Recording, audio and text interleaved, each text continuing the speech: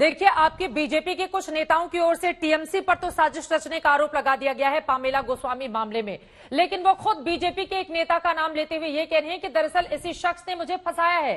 तो फिर इसमें टीएमसी कहां से आ गई? ये तो आपसी झगड़े की वजह से ऐसा लग रहा है कि पूरा मामला आगे बढ़ रहा है, या फिर उनके पास अगर कोकीन की बरामदगी हुई है तो टीएमसी की एंट्री बीजेपी के नेता क्यों करा रहे हैं पूरे मामले पर?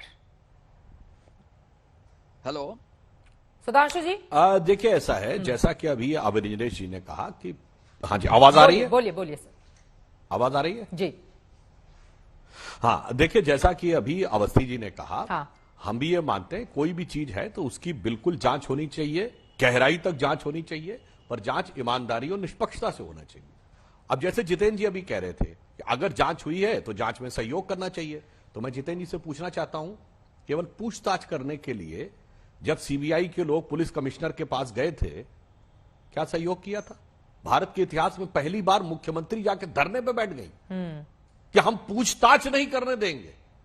कोई ऐसा नहीं कि जांच इन्वेस्टिगेशन गिरफ्तारी बहुत आगे की चीज है, केवल कुछ प्रश्न पूछने गए थे तो भारत के इतिहास में पहली बार धरने पे।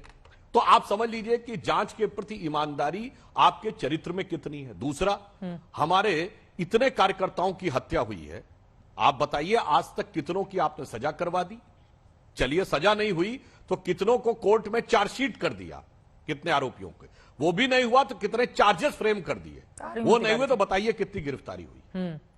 जब इस प्रकार का चरित्र नजर आए पुलिस प्रशासन का, तो फिर निष्पक्षता पर संदेह उत्पन्न होना स्वाभाविक। तो सिस्टम क्या टीएमसी के कार्यकर्ताओं की तरह वहां पर व्यवहार करता है? जो आरोप आपके ऊपर जितेंद्र तिवारी जी लगाए जा रहे हैं कि उनके इतने कार्यकर्ताओं की हत्या हुई, लेकिन एक मामले में भी गुनहगारों को सजा नहीं मिली है, तो आपकी पुलिस पर, वहां के प्रशासन पर भरोसा कैसे किया जाए कि पामेला गोस्वामी के केस में भी पूरे मामले को अलग ही रंग देने की कोशिश क्यों नहीं की जाएगी? देखिए, सुधांशु जी दोहरी बात कह रहे हैं। एक तरफ वो ये स्वीकार भी कर रहे हैं कि जो आरोप है उनके जांच होने चाहिए। अभी 24 घंटे हुए हैं, अभी कोर्ट में उन्हें हाजिर किया गया है, आगे जांच चलने वाली है।